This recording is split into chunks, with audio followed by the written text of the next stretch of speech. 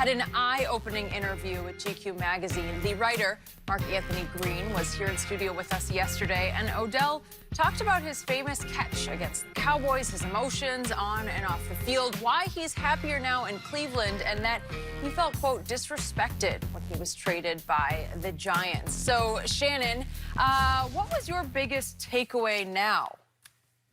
Well, the article reinforced what I thought about Odell. Odell is about himself.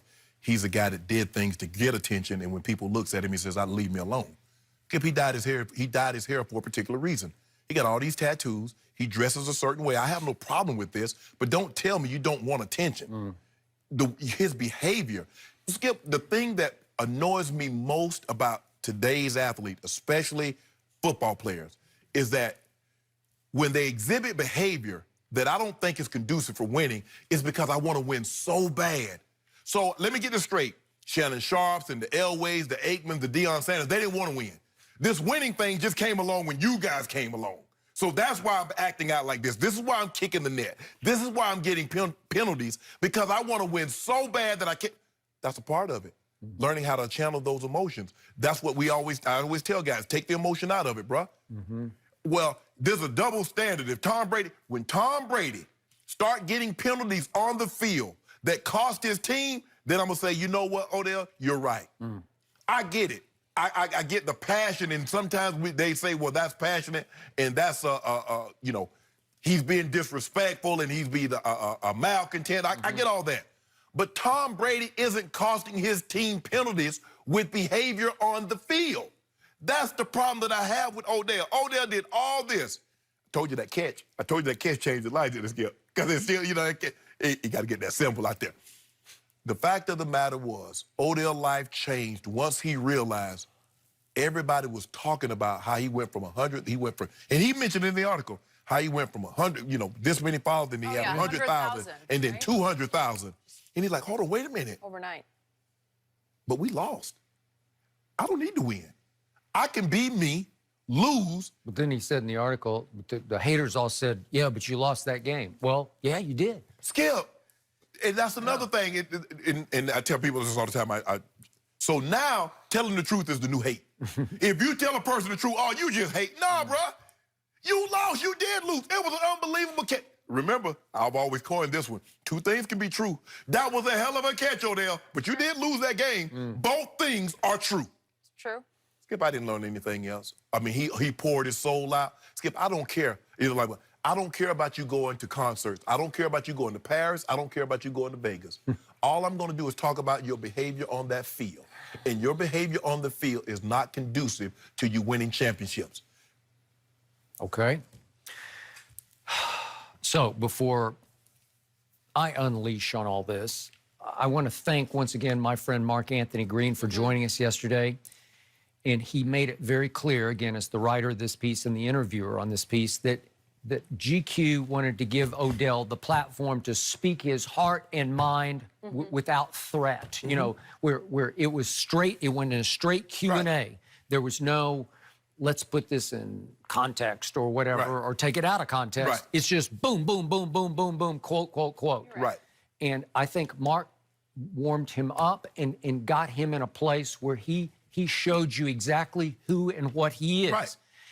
For better or for worse. Right. And you think probably for worse, and I'm with you on that, because I'm going to say this one more time. Odell, to me, is the most gifted all-around athlete I have seen since Deion. Now, we can go back to Bo, and then we can go back to Mickey Mantle, or whoever you want to go to. Right. But the point is, on all-around gifts, because when I saw him hit a baseball, when I saw him swing a golf club, it's shocking how it's just, thank you, God. Right. You know, you've got this. Yeah. You've got this. And obviously, he can be a game breaker at the highest level. Absolutely. When his mind is right and he's in sync and in groove, he's devastating. And maybe Baker Mayfield will be just what the doctor ordered to keep it, you know, kind of snap him out, you know, keep him focused on playing football.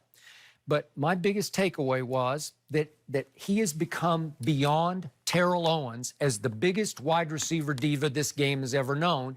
And as you well know, unfortunately, this is the ultimate team game. Yes.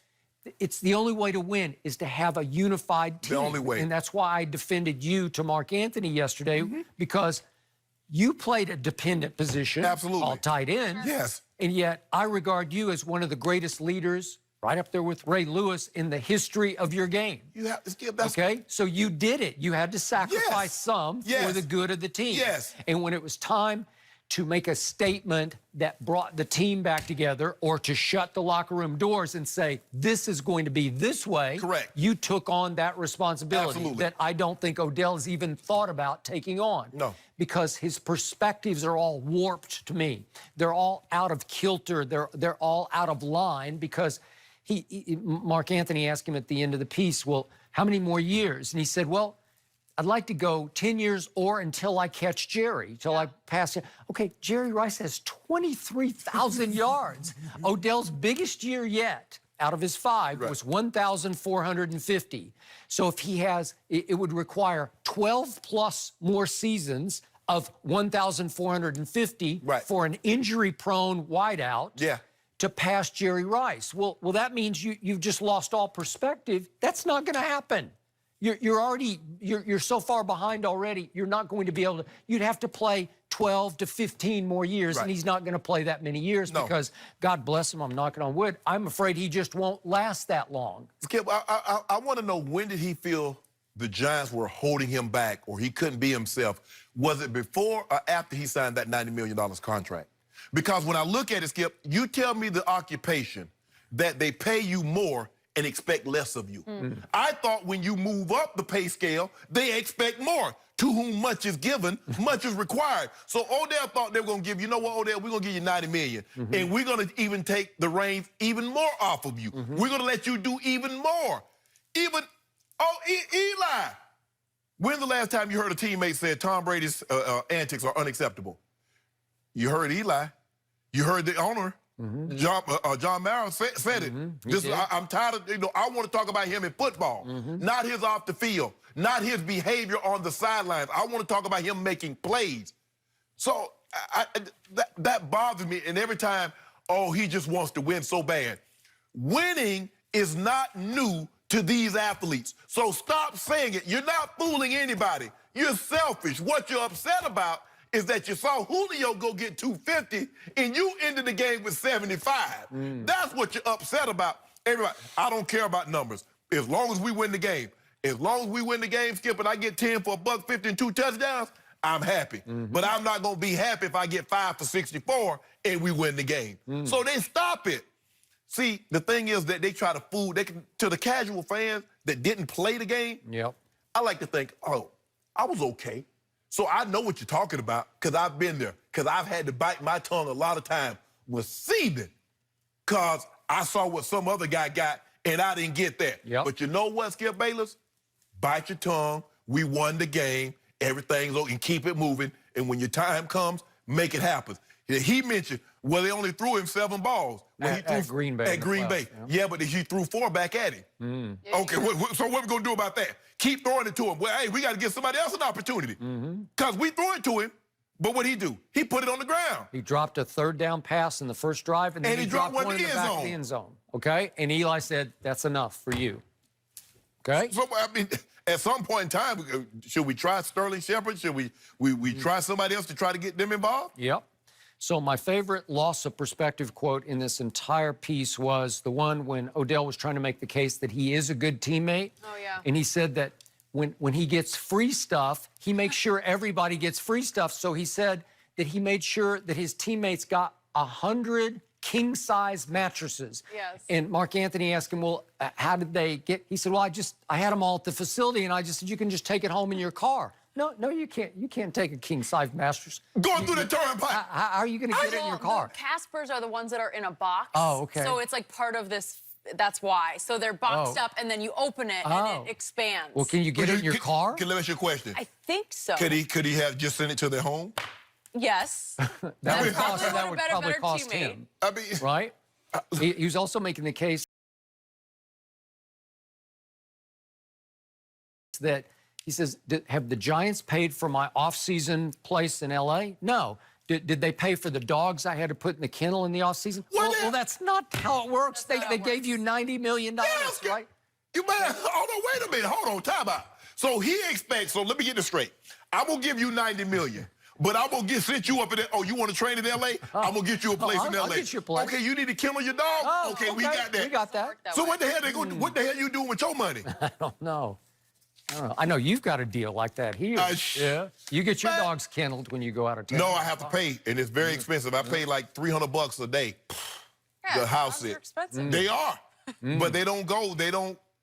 Those are my kids, and I treat them as such. Well, you should. So, but Skip, Odell need to stop. Odell really need to stop. I mean, he done did everything he possibly could to garner this attention, and then when people, once they start to look at it, leave me alone.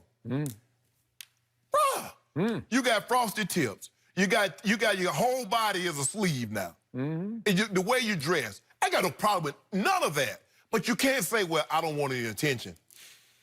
Okay, so I think maybe 20 years from today that there'll be another big piece, might be a GQ cover story in which Odell says, I wish I'd known this, this, and this. I regret I did that, and I didn't because I never fulfilled my, whatever. I hope he finds the peace and the solace that he's looking for in Cleveland. I don't care what anybody says. Cleveland is not his first, second, third, or fourth choice. No. Baker might be. We'll see. Yeah. Reunited. Well, I with do believe he has a better Jarvis quarterback Landry. situation. Yeah. But either way, I mean, he's still looking for his first playoff win of his career. So at some point, you still got to perform on the field. Well, he can catch if you Jerry, are though. Making that kind of money. He gonna catch Jerry. He's gonna catch you. Forget Jerry and have big goals. Super Bowl rings. Forget those. We go with them yardage. We with that yardage. Well, Tom Brady is about to be 42. We talk about his Look age at a you. lot, but is he still the best quarterback in the NFL? Rob Parker answers that question next.